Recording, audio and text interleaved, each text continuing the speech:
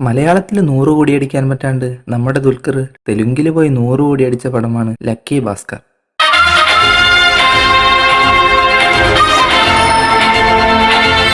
ഈ കഥ തുടങ്ങുന്നത് മുംബൈയിലാണ്. അവിടെ ജോഗിങ്ങിനായി ഇറങ്ങുന്ന നമ്മുടെ നായകൻ ഭാസ്കർ, അതായത് നമ്മുടെ DQ. അതിൻ്റെ ഇടയിൽ CBI വന്ന് ഇയാളെ എൻക്വയറിക്കായി അറസ്റ്റ് ചെയ്ത് ഒരു ബാങ്കിൽ കൊണ്ടുപോകുന്നു. അപ്പോഴാണ് ഭാസ്കർ തൻ്റെ ഫ്ലാഷ് ബാക്ക് പറയുന്നത്. ഒരു മിഡിൽ ക്ലാസ് ഫാമിലിയാണ് ഭാസ്കറിൻ്റെ. ഇവന്റെ കയ്യിൽ അധികം പണമൊന്നുമില്ല. ഇതാണ് ഭാസ്കറിന്റെ ഭാര്യ സുമതി. അവൾ വലിയ പണക്കാരിയാണ്. പക്ഷേ അതെല്ലാം ഉപേക്ഷിച്ച് അവൾ ഇവന്റെ കൂടെ ജീവിക്കുകയാണ്. ഇവൻ മഗധ ബാങ്കിലെ ഒരു അക്കൗണ്ടന്റ് ആണ്. ഇവന് വലിയ ശമ്പളമൊന്നുമില്ലാത്തതിനാൽ ഇവന് ഫോം ഫില്ല് ചെയ്യുന്ന ഒരു സൈഡ് ബിസിനസ് ഉണ്ട്. അപ്പോഴാണ് ആന്റണി എന്ന് പറയുന്ന ഒരാൾ വന്ന് തനിക്ക് 2 ലക്ഷം രൂപ ലോൺ വേണമെന്ന് പറയുന്നത്. പക്ഷേ ഡോക്യുമെന്റ്സ് ഒന്നും ഇല്ലാത്തതിനാൽ പറ്റില്ല എന്ന് പറഞ്ഞ് ഭാസ്കർ അയാളെ പറഞ്ഞുവിടുന്നു. എന്നാലും ഇയാൾ ഇടയ്ക്കിടെ വന്ന് ലോൺ പാസ്സാക്കി തന്നാൽ 10% കമ്മീഷൻ തരാം എന്ന് ഭാസ്കറിനോടും ഫ്രണ്ട് സാംബയോടും പറയാറുണ്ട്. എന്നാൽ ഇവർ സമ്മതിക്കില്ല. ഒരു നേരം നന്നായി ഭക്ഷണം കഴിക്കാനുള്ള പണം വരെ അവന്റെ കയ്യിൽ ഉണ്ടായിരുന്നില്ല. അപ്പോഴാണ് ഗൈസ് അവൻ പ്രതീക്ഷിച്ചിരുന്ന അസിസ്റ്റന്റ് മാനേജർ പോസ്റ്റ് ആ പരട്ട തലയൻ മാനേജർ വേറെ ആൾക്ക് കൊടുക്കുന്നത്. 3 വർഷം ബെസ്റ്റ് എംപ്ലോയി ആയ അവൻ ആകെ തകർന്നുപോയി. അപ്പോൾ ഭാസ്കറിന്റെയും അവന്റെ കൂട്ടുകാരൻ സാംബയുടെയും അടുത്തേക്ക് ആന്റണി എന്ന് പറഞ്ഞ അയാൾ വീണ്ടും വരികയാണ്. ഇയാൾ എന്തിനാണ് വരുന്നത് എന്ന് വെച്ചാൽ ഇയാൾ പുറം രാജ്യത്ത് നിന്ന് കുറെ TV-കൾ ഇറക്കുമതി ചെയ്ത് ഇവിടെ വൻവിലയ്ക്ക് വിൽക്കും. അതിനായി അയാൾക്ക് 2 ലക്ഷം രൂപ വേണം. അതിനാണ് അയാൾ ഇവരുടെ പിന്നാലെ നടക്കുന്നത്. അപ്പോഴാണ് ഗൈസ് ആ ട്വിസ്റ്റ് സംഭവിക്കുന്നത്.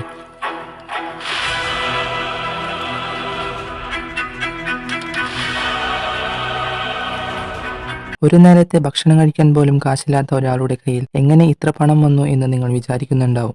അവനത് ബാങ്കിൽ നിന്നും ആരും കാണാതെ എടുത്താണ് അയാൾക്ക് കൊടുത്തത്. അങ്ങനെ അവർ ആ TV-കളെല്ലാം വിൽക്കുകയാണ്. അതുവഴി അവന് ലാഭമുണ്ടാകുന്നു. പിറ്റേ ദിവസം ബാങ്കിൽ നിന്നെടുത്ത പണം രാവിലെ തന്നെ ഭാസ്കർ ബാങ്കിൽ തിരിച്ചു വയ്ക്കുന്നു. അങ്ങനെ ഭാസ്കറിന്റെ കയ്യിൽ കുറച്ച് പണം വന്നു ചേരുകയാണ്. പിന്നീട് അവൻ ബാങ്കിൽ നിന്നും പണം എടുക്കുന്നത് പതിവായി. അവനും ഭാസ്കറും ചേർന്ന് TV-യും കാറുമെല്ലാം വിറ്റ് അവർക്ക് കൂടുതൽ ലാഭമുണ്ടാകുന്നു. കൈക്കൂലി വാങ്ങിയതിനാണ് മാനേജറെയും അസിസ്റ്റന്റ് മാനേജറെയും അറസ്റ്റ് ചെയ്ത് കൊണ്ടുപോകുന്നത്.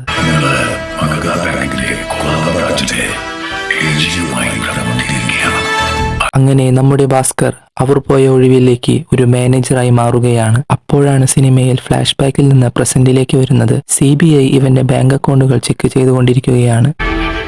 ഒരു സാധാരണ ബാങ്ക് എംപ്ലോയിയുടെ അക്കൗണ്ടിൽ 100 കോടി. സിനിമ വീണ്ടും ഫ്ലാഷ് ബാക്കിലേക്ക് തന്നെ പോവുകയാണ്. മാനേജറായ ഭാസ്കറിന് കുറച്ച് അധികാരങ്ങളെല്ലാം കൊടുക്കുകയാണ്. ഹർഷ മെഹ്റ എന്ന ആളെ കൂടുതൽ ശ്രദ്ധിക്കണം, BR ഒക്കെ സൈൻ ചെയ്യണം, അയാളാണ് ബാങ്കിന് കൂടുതൽ ലാഭം കൊണ്ടുവരുന്നത് എന്നൊക്കെ ഉയർന്ന അധികാരി ഭാസ്കറിനോട് പറഞ്ഞു.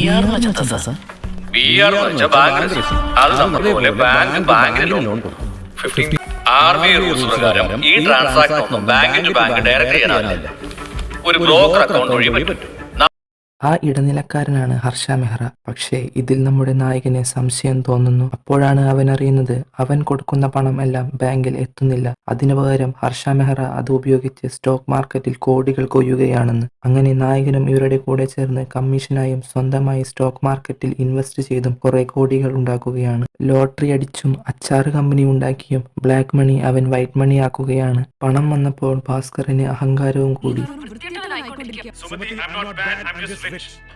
അപ്പോഴാണ് കട്ടാരി ബാങ്കിന്റെ മാനേജർ മരിക്കുന്നത്. ഭാസ്കറിന് ആകെ ടെൻഷനായി അവൻ വീട്ടിലേക്ക് വരുന്നു. അപ്പോഴാണ് അച്ഛൻ ഇവന്റെ എല്ലാ കള്ളത്തരങ്ങളും കണ്ടുപിടിക്കും. അങ്ങനെ ഭാസ്കർ ഇതെല്ലാം നിർത്താൻ തീരുമാനിക്കുകയാണ്.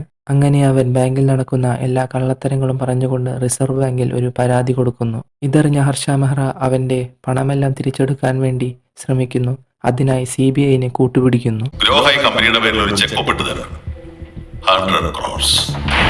പക്ഷേ നമ്മുടെ ഭാസ്കർ ഫേക്ക് ബാങ്ക് ചെക്ക് കൊടുത്ത് അവരെയെല്ലാം തെറ്റിദ്ധരിപ്പിക്കുന്നു.